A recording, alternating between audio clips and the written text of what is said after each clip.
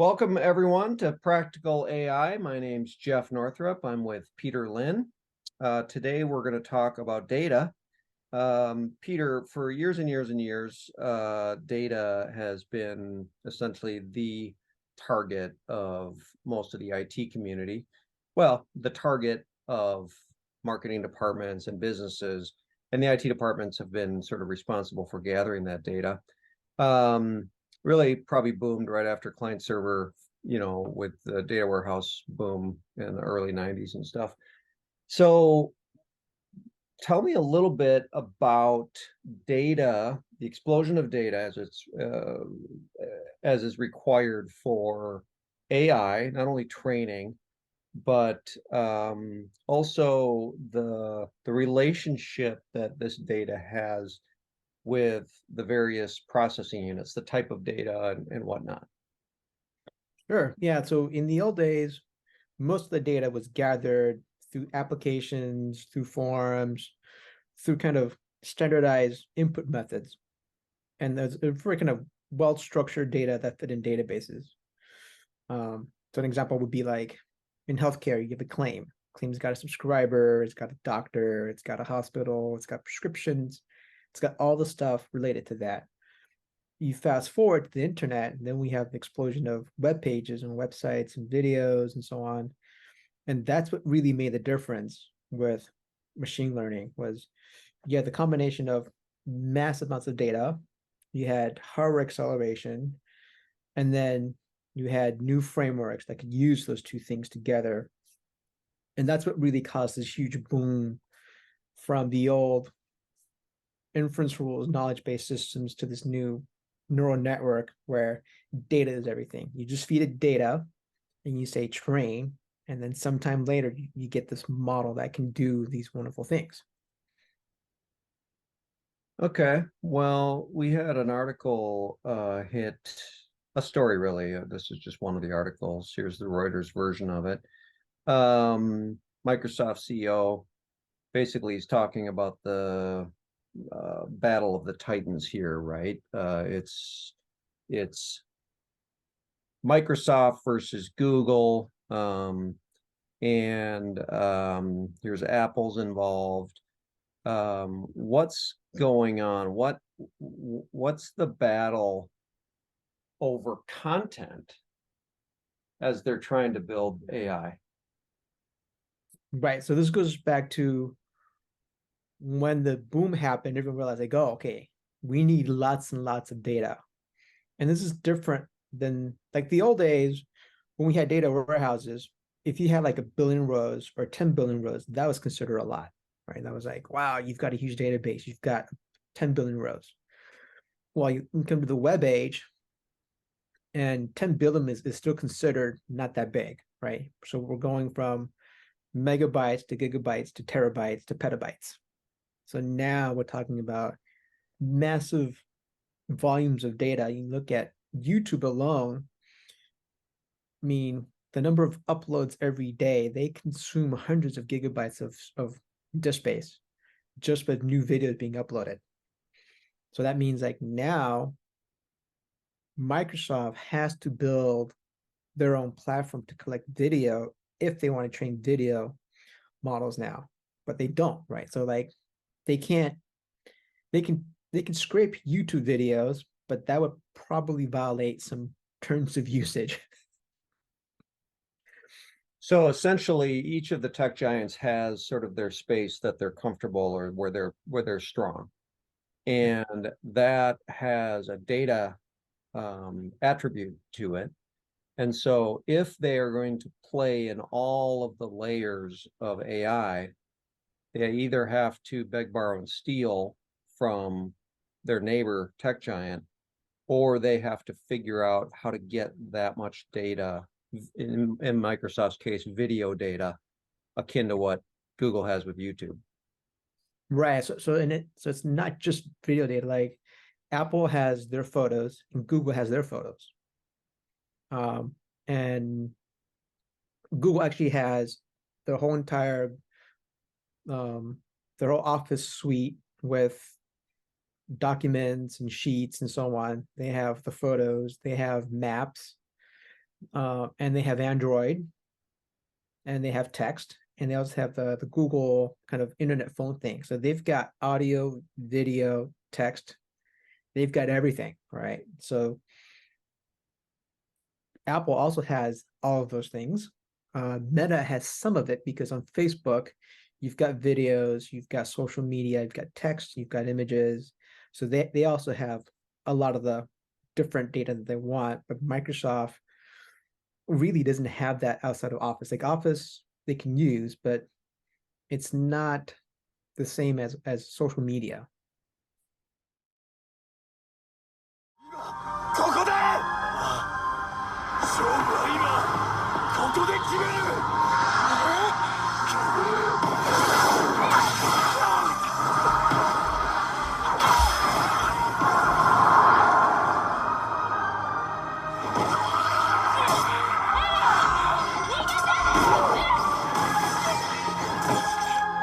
ベルトルト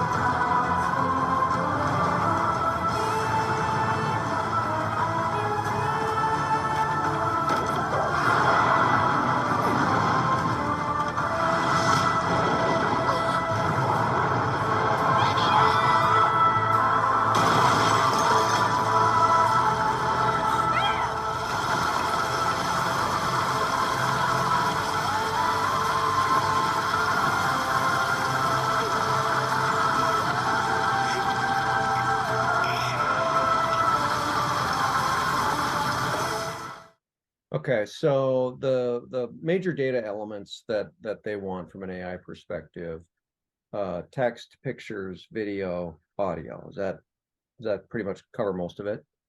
And the everyone's trying to be sort of content creators with their data, right? So Facebook wants not YouTube links, they want embedded, videos, because that then becomes an asset that they can use for AI training. Is that accurate? Exactly. Yep. Yeah, like if someone posts a link to YouTube, it still drives traffic to Facebook, but they can't really use that for their own training. Whereas if you upload it, you've agreed to let them use your data. And so then they prefer that because then you upload videos, you upload text, you start discussions. All of that is up on their systems and they can use it however they want. Okay, so let's pivot over now to the various processing units that relate to these data types. So we got 4 essential data types that need to be processed. And each of those, not each, but to a large degree, there's different chips, hardware that will process these. So, for example, NVIDIA is kind of known with their GPU stuff for the LLMs, the text, right? Who's doing video processing? Is it NVIDIA as well? So, I mean, NVIDIA is doing video related stuff with their deep learning super sampling for video games. So they've been doing a lot of video stuff, but to actually train on videos, you need much more memory and much more bandwidth. So, and they've been doing that for the last 5 years. They've increased the memory bandwidth, the amount of memory that the machine learning chips have. So the A100, H100, it used to be 24 gigs was a lot. Now the biggest machine learning chips is the H100. You can get it with 188 gigs of memory. Now that seems like a lot, but if you look at the typical 4K video or even just a regular HD video, that's from 12 to 30 minutes. That's like anywhere from 20 to 30 gigs to over 100 gigs. Hmm. So that means that now, okay, yeah, you can get a card with 40 gigs, but that's not enough. You can get the 80 gig card, but that might only work for some videos. So who's making great video cards, or enough to be able to process large amounts of video data? So right now, there are no video cards built specifically for video that you and I can buy. Tesla started to build their own chip called the D1 for Dojo, and they're actually building that data center now. They claim that it would come online around this time this year, but there hasn't been any news yet whether it's gone live or not. And the reason why is Tesla's taking the video from all the cameras and they're combining it, they're compositing it into one, and then they're training on video with all the cameras composited together, because that actually gives it a much better understanding of the environment. So they're doing that. Google has their own TPU, tensor processor, and that's on its 4th iteration now. And so they've been doing video training. So those are the two people that actually have done that are actually either working on it or have done a lot of it. So like Google's done a lot of work with video training. So who ends up in the best position, let's say 2 years from now? Who's got the best? Who's going to be better positioned from an AI data perspective of the tech giants? From data perspective, probably still Google, because YouTube is just so big, and they're getting gigs of videos. Like last time I checked, it was like over a terabyte of videos every single day. And that's, multiplied by 365. And then who's going to kind of own the processing space in 2 years? Will it still be NVIDIA? It's hard to tell. Like, so NVIDIA has the software stack to do it. So from the software side of things, they have it. But from the chip side of things, you start to get to the point where these video cards are so power hungry and they produce so much heat that you have a hard time cooling it all. So you have to now start moving to liquid cooling everything, which Google did back in version 3 of TPU. So their TPU pods are actually fully liquid cool for that reason. That's because it's just generating so much heat. If you want it to be very dense and fill an entire rack, air cooling is just not enough. Okay. And what do you think will be how much data? Are we just going to keep making more and more data?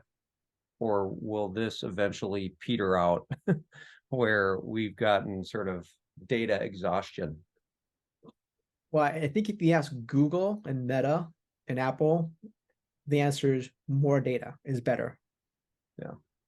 But will there be a point when someone realizes, like, actually having too much data actually isn't a benefit anymore? Because so it's not about having more data, it's about having the right data. And it's hard enough already to find the right data if you've got a zettabyte of data. If 2 years from now you've got 10 times that, well, now you've got 10 times more stuff to look through to find the data that you want. Yeah. Yeah, it seems like this is going to be like in our last episode, we talked about the amount of power that's needed to do all this processing, and it doesn't seem like there's a good solution for that right now. That's just an exponential problem. Yeah, I mean, they're all working on it. They're all shrinking the chip process to make it smaller. So when you shrink things down, it's more efficient, which is all good. But if you need 10 or 20 times the processing power, and shrinking only buys you 10% improvement in efficiency, you're still producing way more heat than the previous generation. So it's like, yeah, you're a little more efficient, but it doesn't mean that you don't need to have liquid cooling anymore. You Mm. still need it. Well, this is another interesting topic, and it'll be interesting to see who really comes out on top from the various tech platforms, you know, from the chip side to the data side to some of the individuals, right, who are, you know, very egocentric. You know, it's going to be interesting to see in some of these races who emerges with the ability to do with AI what everyone's trying to do, and it's going to require a lot of data and access to it. Yep. Well, we'll keep an eye on it. Thanks, Peter.